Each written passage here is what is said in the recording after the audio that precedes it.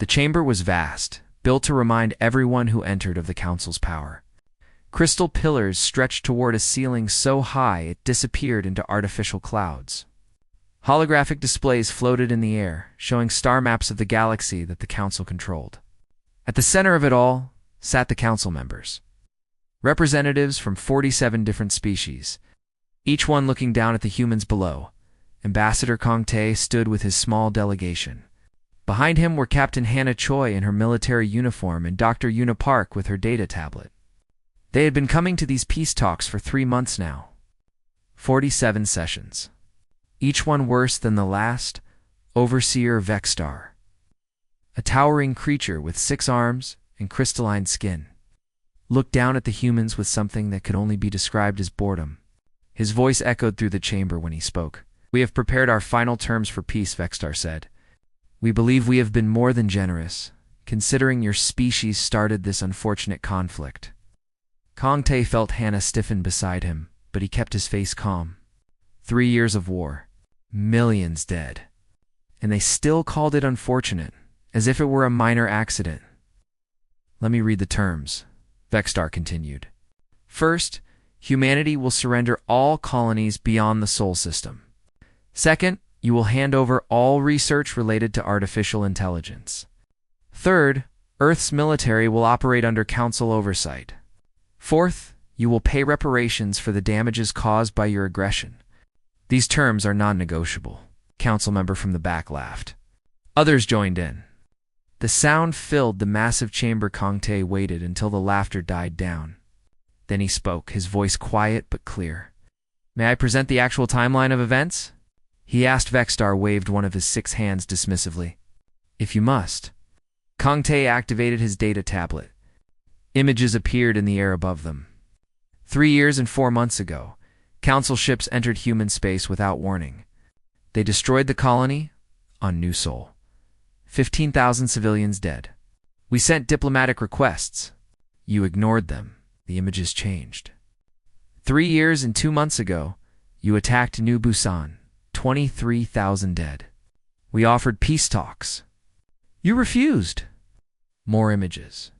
Burning cities. Bodies. Children. 3 years ago, you destroyed Jeju Station. 40,000 dead. Only then did you agree to talk. And in every session, you have blamed us for defending ourselves. Vexstar's expression didn't change. Young species often misunderstand galactic law. Your colonies were in disputed territory. We had settlements there for 60 years, Hannah said, her voice tight. You've never disputed them before. That is irrelevant, another council member said.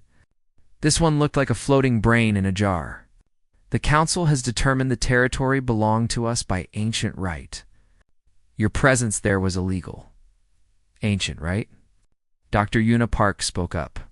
Your own records show no council presence in that sector for over 4,000 years. Vexstar boomed. This is exactly the problem with your species. You are emotional. You are primitive. You don't understand how galactic civilization works. You fight with outdated tactics. You make decisions based on feelings rather than logic. And now you have the audacity to question the council's wisdom? More laughter from the council members. One of them, a creature that looked like an insect, clicked its mandibles in amusement. They use chemical propulsion for some of their ships. Chemical, like children playing with fire. Their AI is barely sentient, another added. And they're so protective of it, as if it matters. I heard, said a council member who resembled a floating jellyfish, that they actually mourn their dead.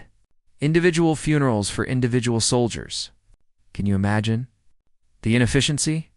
The laughter grew louder. Kong Tae looked at each council member. He had memorized their faces, their species, their voting records. These were the leaders of galactic civilization. These were the beings who claimed moral authority over the galaxy. Captain Hannah Choi's hand moved to her sidearm, but Kong Tae touched her shoulder gently. He shook his head once. Do you have anything to say to our generous terms? Vexstar asked, still chuckling. Or will you finally accept that your species is out of its depth? Kong Tae looked up at the overseer. He looked at all of them. Then he did something he had never done in 3 months of negotiations. He smiled. "We came here in good faith," he said quietly. "You have shown us there is none to be found." He turned to his delegation. "We're leaving." Hannah immediately understood. She nodded and turned. Dr. Una Park looked surprised for a moment, then she too turned. They walked toward the massive doors at the end of the chamber. "Wait," Vexstar said. The amusement was gone from his voice. "You cannot simply leave. These are peace talks." Kong Tae didn't stop walking. He didn't turn around. Behind him, he could hear confusion spreading through the council. "Ambassador?" Vexstar's voice was sharper now.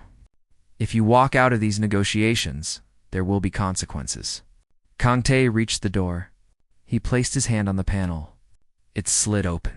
"You will come crawling back." Vexstar shouted. "Your species cannot survive without the council. You need our trade, our technology, our protection." The 3 humans walked through the door. It slid shut behind them with a soft hiss. In the silence of the outer corridor, they could still hear the council members talking, their voices rising in confusion and anger. Captain Hannah Choi let out a long breath. "Sir, did we just—" "Yes," Kong Tae said. "We did."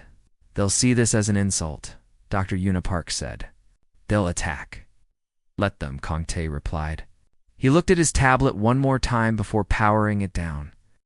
On the screen was a single message, received just before the session began. It was from Admiral Jin Wong. 3 words: "Silent thunder ready." The council members were already laughing again. "They'll be back in a week," one said. Less than that, another agreed. "Humans are proud, but they're not stupid. They need us." Vexstar settled back into his seat. "Let them have their tantrum. When they return, our terms will be even less generous. They need to learn their place in galactic civilization." Council moved on to other business. The human delegation was already forgotten. After all, what could one young species possibly do against the combined might of the Galactic Council? They would return soon enough, heads bowed, ready to accept whatever terms they were given. The Council was certain of this. They had seen it happen before with other species. Pride always gave way to reality. They didn't notice the small detail that Dr. Una Park had left behind. On the human delegations table, 3 data tablets still displayed the same image. A list of names. Human casualties from the war. 347,812 names. The Council had never once acknowledged them. Had never once said they were sorry. Had never once stopped laughing long enough to understand what those numbers meant. The tablets would stay there for 6 more hours before a cleaning crew threw them away. By then, the human ships had already left Council space. Every single one of them. And they weren't coming back. The first week after the humans walked out, the Council waited. Overseer Vexter checked his communication channels every few hours, expecting to see a message from Ambassador Kong Tae, an apology, perhaps, or a request to resume negotiations. Nothing came. The second week, Vexstar sent a message to Earth. "We understand emotions ran high," the message said. "The Council is willing to overlook your disrespectful behavior. Return to the talks within 10 days, and we will consider the original terms." The message was delivered. The Council's systems confirmed it. But no reply came back, not even an acknowledgement that it had been received. Lieutenant Sora Nam sat in the intelligence center on the Council flagship, watching her screens with growing confusion. She was good at her job, maybe the best analyst in the Council fleet. And what she was seeing made no sense. "Commander," she said, turning to her superior, "the human embassy on Axis Prime is empty." "Do you mean empty?" "I mean there's nobody there. The building is locked. The staff is gone. They left everything behind. Furniture, computers, files. But no people," the commander frowned. "Check the other embassies." Sora's fingers flew across her console. One by one, she pulled up surveillance feeds from human embassies across Council space. Every single one showed the same thing. Empty buildings. Abandoned posts. "All of them," she whispered. "Every human embassy in Council territory, they're all empty." Within hours, more reports came in. Human merchants had stopped showing up to trading posts. Human ships that usually ran regular cargo routes simply didn't arrive. Human research teams on joint council projects had packed up and left. Every single human in council space was gone. Check their colonies. The commander ordered. Sora pulled up long-range scans of the nearest human settlement. New Daegu, a mining colony that supplied rare metals to the council. The scans showed structures, power signatures, atmospheric processors still running, but the life sign readings were wrong. The colony is active, Sora said slowly, but there are no humans there. The population was 40,000. Now, it's reading 0. That's impossible. Run the scan again? She did. Same results. She checked 3 more human colonies. All the same. Buildings intact. Systems running. No people. Counselor Rathfon was the first to voice what everyone was thinking. He stood before the council, his reptilian features twisted in concern. We need to consider the possibility, he said carefully, that the humans are not planning to return to negotiations. Nonsense, Vexstar replied. They need our trade networks. Their economy will collapse without access to council markets. With respect, Overseer, I've reviewed the economic data. Human trade with the council represents 30% of galactic commerce. If they've truly withdrawn, it's our economy that will suffer. Then where are they? Another council member demanded. Entire populations don't just vanish. Lieutenant Sora Nam was asking herself the same question. She spent her nights reviewing scanner data, trying to find some clue.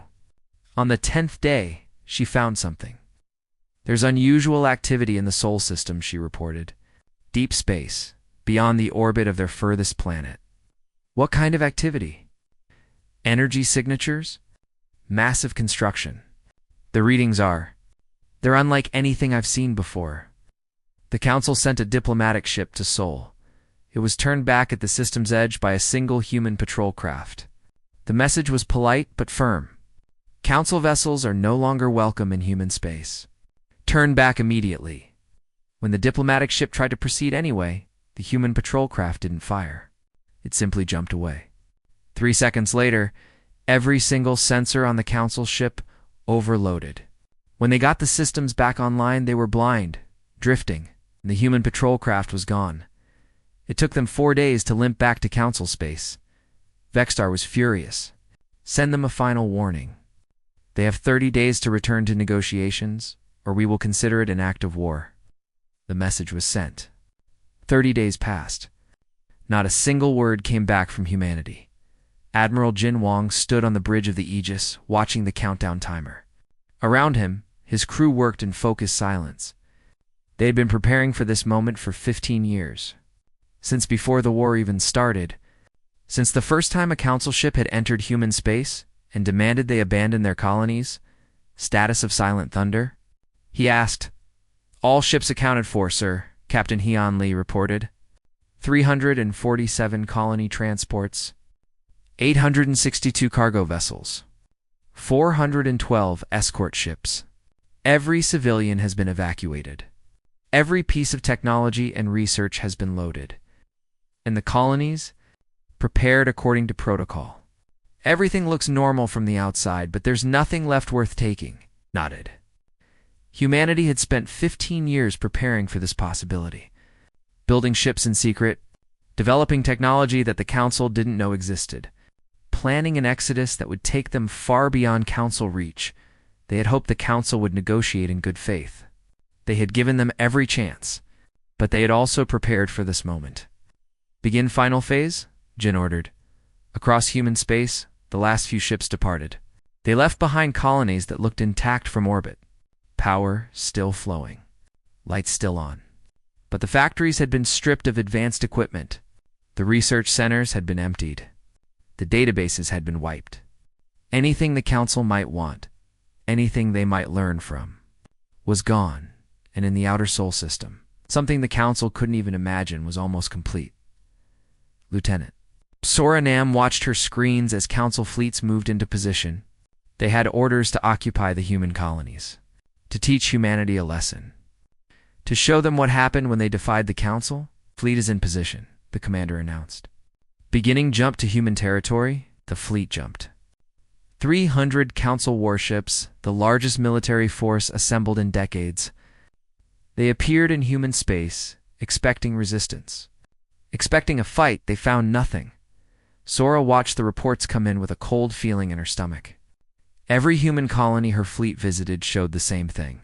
Empty, not destroyed, not damaged, just empty. The colonists were gone. The ships were gone. Everything was gone. Where are they? The commander kept asking. Where did they go? On the third day of occupation, Sora picked up something on long-range sensors. Ships, hundreds of them, thousands, moving away from the Sol system, heading into deep space. She plotted their trajectory and felt her blood turn cold. Commander, she said, you need to see this. He looked at her screen. That course doesn't lead anywhere. There's nothing out there. No colonies, no stations, no trade routes. I know, Sora said. They're leaving. Not just the colonies. Not just Council space. They're leaving the galaxy. The commander stared at the screen. That's impossible. The distances. The resources needed. No one has that kind of FTL capability. But the sensors didn't lie. The human fleet was moving at speeds that should have been impossible, and they were heading into the dark space between galaxies. Toward stars that had never been charted, the news reached the Council within hours. Vexstar called an emergency session. We can't actually be leaving, he said. It's a bluff, a negotiating tactic. Counselor Rathfon stood. His voice was quiet. Overseer, I don't think they're bluffing. I think we made a terrible mistake. What mistake? We offered them peace. We offered them servitude, Rathfin said. We mocked them. We laughed at them. We dismissed their losses as irrelevant. And now they're doing something I never thought I'd see. They're walking away from us entirely. Let them. Vexter roared. Let them run into the darkness. They'll realize their error soon enough. But even as he said it, Vexstar felt something he hadn't felt in centuries. Doubt. Because for the first time, he wondered what else humanity might have hidden. What other technologies they had developed while the Council dismissed them as primitive. What other capabilities they possessed that the Council didn't know about. And far out in deep space, the human Exodus fleet continued on its course, leaving behind the galaxy that had rejected them, heading toward a future they would build on their own terms. The Council fleet had been occupying empty human colonies for 2 weeks when the first attack came. It wasn't what anyone expected, Commander. Pelinax was reviewing supply reports on the Council station above New Daegu when the alarms started. He rushed to the command center, expecting to see human warships on the scanners. Report, he barked. Attacks on multiple Council facilities, the operations officer said. Not here. Across the Council territories, 47 simultaneous strikes. Human ships. No, sir. Small teams. They're hitting our processing facilities, trade hubs, supply depots. It's coordinated. Pelinax pulled up the tactical display. Red markers appeared across the galaxy, each one representing an attack in progress. But these weren't military targets. They were economic ones. Refineries, shipping centers, manufacturing plants. Are they killing civilians? He demanded. No, sir. Reports say they're avoiding casualties. They're destroying equipment, not people. It's surgical. General Wu Han led the strike team that hit the Arcturus processing facility. His team of 12 moved through the massive complex like shadows. They had studied the facility's layout for months. They knew every corridor, every security system, every shift change. The facility processed rare elements used in Council FTL drives. It was worth billions. And in 7 minutes, Wu's team reduced it to scrap. They used precision charges that destroyed machinery without harming the structure. The workers fled as alarms blared. Not a single shot was fired at them. When security forces arrived, they found empty corridors and destroyed equipment. The human team was already gone. Similar scenes played out across Council space. At a shipyard on Terminus, pilot Ari Song flew her small fighter through the construction bays. deploying charges that crippled half-built warships. At a research station, engineer Narration infiltrated the systems and corrupted years of weapons research. At trade hub after trade hub, human teams appeared, struck, and vanished. And then, just as suddenly as they had begun, the attack stopped. 12 hours of chaos and then nothing. Complete silence. Lieutenant Sora Nam studied the pattern. "It doesn't make sense," she told her commander. "They could have done so much more damage. They had teams in position at critical facilities. They could have killed thousands, crippled entire sectors, but they held back." "Why?" the commander asked. "I think," Sora said slowly, "they were making a point." The point became clear when council economists tallied the damage. 47 facilities destroyed. Not a single death. But the economic impact was catastrophic. The destroyed facilities were all bottlenecks in the council's economy. Without them, production chains collapsed. Ships couldn't be refueled. Goods couldn't be processed. Trade ground to a halt. And with humanity already gone from council space, with their 30% of galactic trade already disappeared, the combined loss was devastating. Markets crashed. 3 council species declared economic emergencies. Protests erupted on dozens of worlds as goods became scarce and prices skyrocketed. Overseer Vexter called another emergency session. Counselor Rathvin presented his findings. "The attacks were a demonstration," he said. "The humans wanted us to know they could hurt us badly if they chose to, but they also wanted us to know they chose not to." "Why?" Vextar demanded. "Because," Rathvon said quietly, "they're not like us. They could have taken revenge. They didn't. They're just leaving. And they wanted us to understand that it's our choice to let them go peacefully or to suffer far worse if we pursue them. We cannot let them simply leave." Another council member shouted. "The economic damage alone was caused by our own arrogance," Rathvin interrupted. "We had 30% of galactic trade in our hands. And we treated the species providing it with contempt. They left because we gave them no reason to stay." Dr. Una Park stood in the command center of the human science vessel Horizon. Around her, holographic displays showed data streams from the Exodus fleet. Over 2,000 ships carrying every human from council space. 17 million people. The largest coordinated exodus in human history. "We're receiving the final reports from the strike teams," her assistant said. "All teams extracted successfully. 0 casualties on both sides." Una nodded. It had been important to J. Kim, the strategist who designed the operation, that no council civilians were harmed. "We're not murderers," he had said. "We're just done being victims."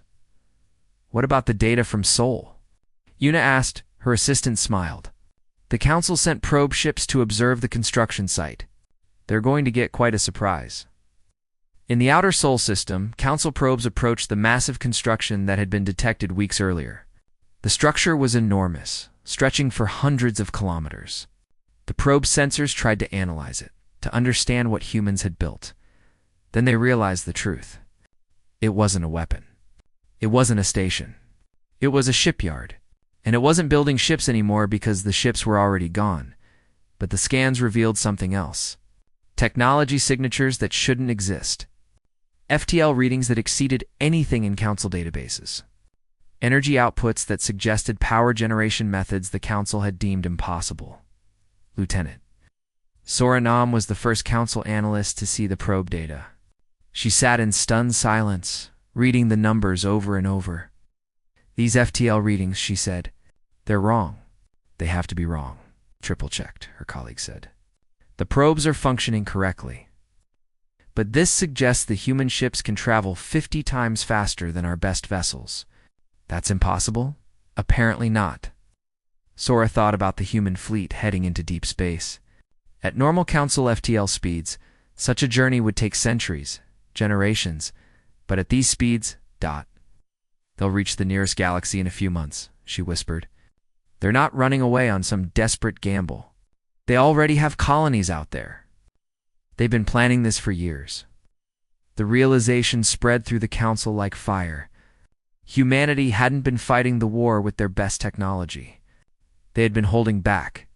All those primitive tactics the Council had mocked, the chemical propulsion ships they had laughed at, had been a facade.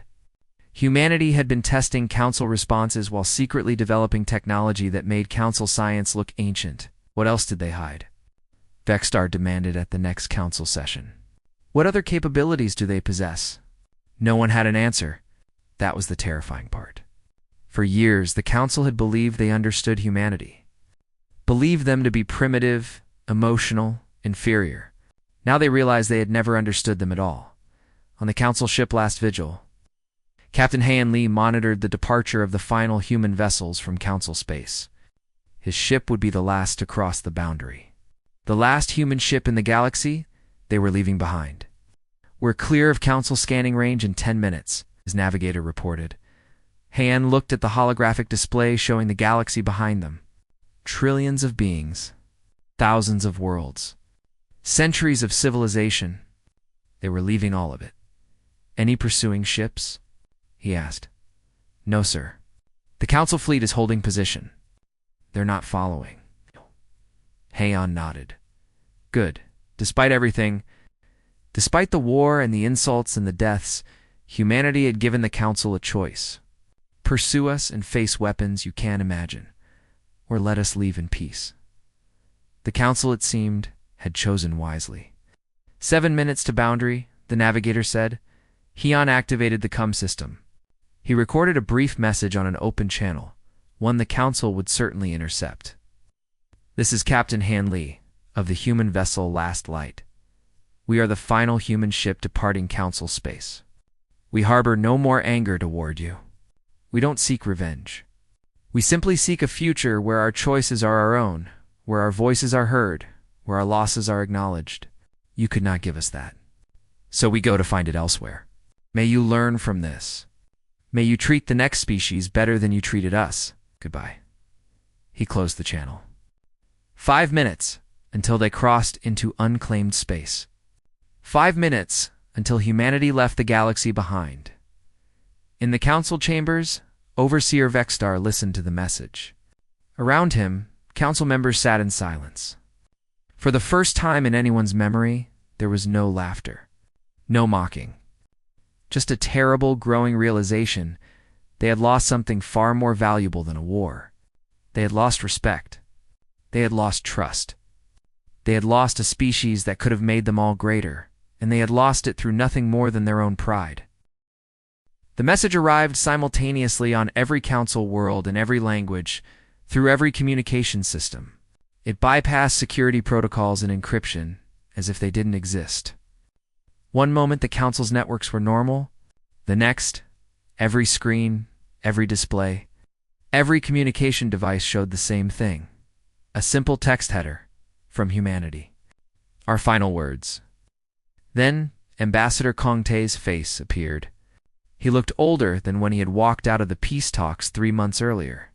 Tired, but his eyes were calm. Lieutenant. Sora Nam was in the Council Intelligence Center when the message began. She watched along with everyone else as the ambassador, who had been dismissed and mocked, began to speak. People of the Council, Kong Tae said, this is not a threat. It is not a demand. It is simply an explanation. You deserve to understand what happened, even if you never cared to ask. He paused as if gathering his thoughts. You had centuries to learn about humanity. You sent scouts to Earth before we ever left our planet. You watched us develop. You saw our wars, our conflicts, our failures, and you decided you knew everything about us. You decided we were primitive, emotional, inferior. You were wrong. Behind Kang Tae, images began to appear. Human ships with sleek designs that made Council vessels look bulky and outdated. Factories in deep space producing technology the Council had never imagined. Research facilities showing equations that shouldn't work but somehow did. You called us primitive because some of our ships used chemical propulsion, Kong Tae continued. You laughed because you didn't realize those were decoys. Test vessels. We wanted to see how you would respond to conventional technology before we revealed what we truly possessed. More images. FTL drives that bent space in ways Council science said was impossible. AI systems that made council computers look like children's toys, weapons that could have ended the war in days. You wondered why we never used these weapons against you during the war, Kongte said. His voice was soft. The answer is simple. Because we are not you. Overseer Vexstar watched the message from his private chamber.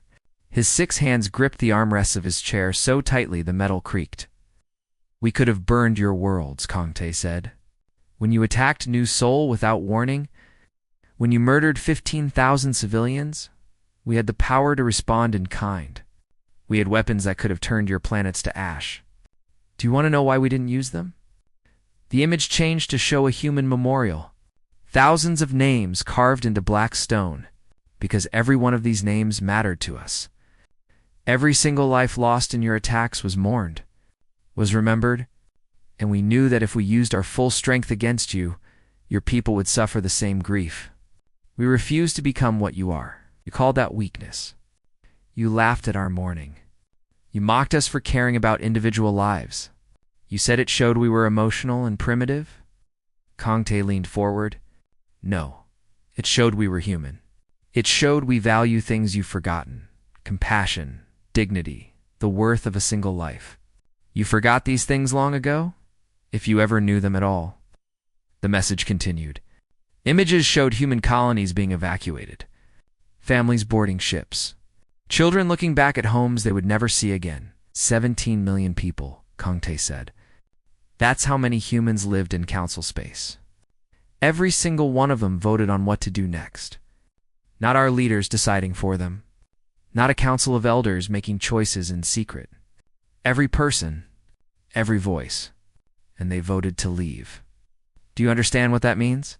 It means 17 million people looked at everything the council offered, your technology, your trade, your protection, your galactic civilization, and decided it wasn't worth sacrificing their dignity. In the council chambers, member species watched in growing horror.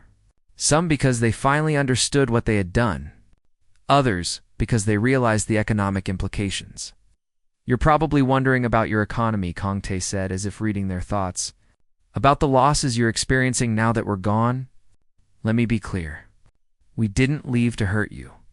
We left because staying meant teaching our children that it's acceptable to be treated with contempt, that it's normal to have your grief dismissed, that it's fine to be mocked and insulted as long as you get something in return. We decided our children deserve better. The image changed again. This time, it showed the Exodus fleet. Thousands of ships moving through space in perfect formation. You're watching us leave. You're probably thinking we're running away, fleeing, giving up. Kongte smiled slightly. No. We're running toward something better. Toward a future we'll build on our own terms. Toward colonies where our children will grow up free, where their voices matter, where their lives have worth. Captain Hannah Choi appeared beside Kongte in the recording. The council will want to know our capabilities, she said. You'll want to know if you can follow us. If you can find us? If you can force us to return. She gestured to a tactical display.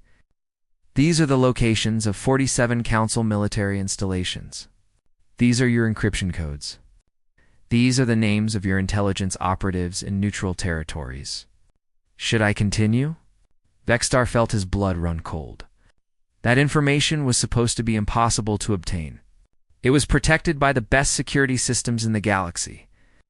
We've had access to your deepest secrets for years, Hannah said flatly. We could have crippled your military at any point. We chose not to.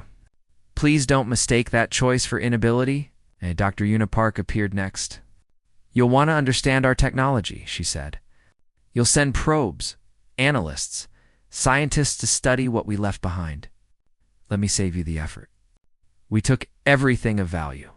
Every piece of advanced technology, every research note, every equation. The colonies we abandoned look functional, but there's nothing there worth finding. She pulled up a holographic display. Our FTL drives work on principles you've never discovered. Our AI operates on quantum frameworks you've deemed impossible. Our manufacturing can produce materials you don't have words for. And we're taking all of it with us. You had the chance to share this technology, Una continued. we would have traded it. Shared our research, advanced galactic civilization together. But you had to do one thing first. Treat us like equals. Acknowledge our worth. Listen when we spoke. You couldn't do it. The three humans sat together in the recording. Ambassador Kong Tae spoke again. This message is going to every world in council space. To civilians, not just your leaders. Because they deserve to know the truth. They deserve to know that their council drove away a species that could have made all your lives better. That could have brought new ideas, new perspectives, new possibilities. They deserve to know their council chose pride over progress. Behind them, more images appeared. Human colonies in a new galaxy. Cities being built. Children playing in alien soil. Fields of crops under strange suns. These images are from our advanced colonies, Kong Tae said. We've been preparing this exodus for 15 years. We didn't leave on a desperate gamble. We left because we had somewhere better to go. Somewhere we've already started building a civilization based on the values the Council forgot. We're not angry anymore. Anger requires caring what you think of us. We're past that now. The image shifted to show Kang Tae standing. This is our final message to the Council. We will not respond to any communication from you. We will not trade with you. We will not negotiate. We will not return. Consider us gone. Consider us forgotten. He paused. But we won't forget you. We'll remember you as a lesson. A warning of what happens when power replaces wisdom. When age is confused with superiority. When the ability to mock is mistaken for the right to mock, we'll tell our children about you. We'll teach them what you taught us. That not every civilization in the galaxy is worth joining. That sometimes the greatest strength is knowing when to walk away. That dignity is more valuable than comfort. Kong Tae looked directly into the camera. You called us primitive. You called us emotional. You called us inferior. And maybe by your standards, we are. But we'd rather be primitive and compassionate than advanced and cruel. We'd rather be emotional and caring than logical and cold. We'd rather be inferior with our values than superior without them. Goodbye, Council. Thank you for teaching us what we never want to become. The message ended. For several seconds, every screen in Council space showed the same final image. The human flag, flying over a colony in a galaxy the Council had never reached. And beneath it, a single line of text. We gave you every chance. You chose this. Then the screens went dark. Lieutenant Soranam sat in silence. Around her, her colleagues were frozen. No one spoke. What was there to say? In his chamber, Overseer Vexstar stared at the blank screen. The message had been broadcast to trillions of beings. Every civilian in Council space now knew exactly what had happened. Knew that their leaders had driven away a species that could have changed everything. The protests began within hours. The riots within days. Member species demanding answers. Demanding accountability. Demanding to know why their council had chosen pride over the prosperity humanity could have brought, and through it all, from the galaxy humanity had fled to, not a single word came back. They had meant what they said.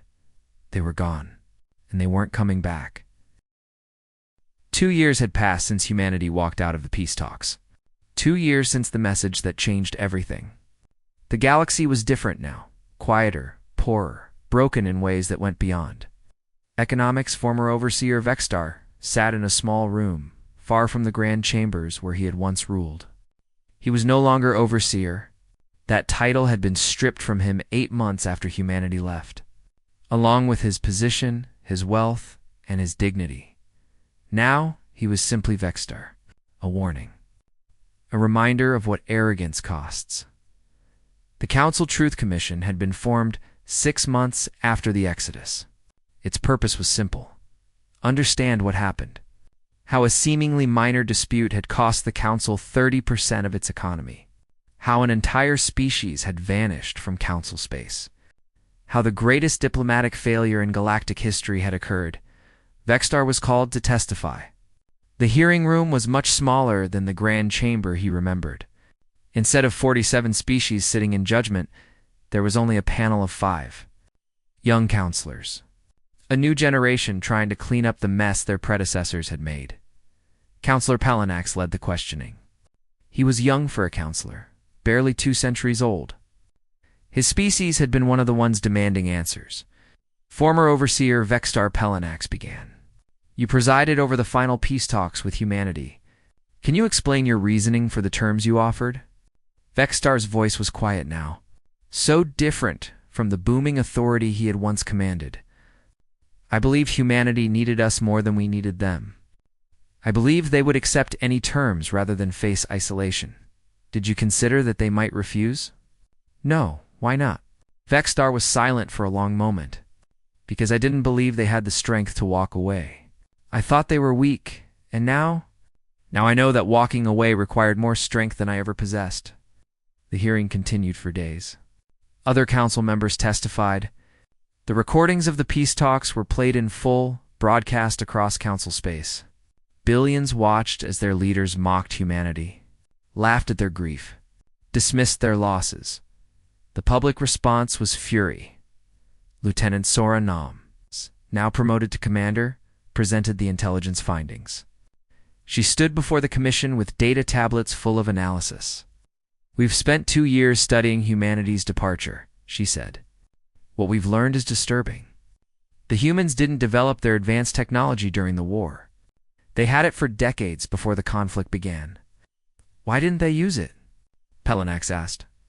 Because they were studying us, Sora replied. Every interaction with the council was a test. They wanted to see if we were worthy of partnership, if we could be trusted, if we valued the same things they did. She pulled up a holographic display. We found evidence in abandoned human databases. They had built the Exodus fleet 20 years ago. They had scouted colony sites in other galaxies 30 years before that. They had always planned to leave if necessary. They just hoped they wouldn't have to. They gave us every chance, she continued. Every diplomatic overture, every peace offer, every attempt at negotiation, and we responded with contempt. The commission reviewed economic data.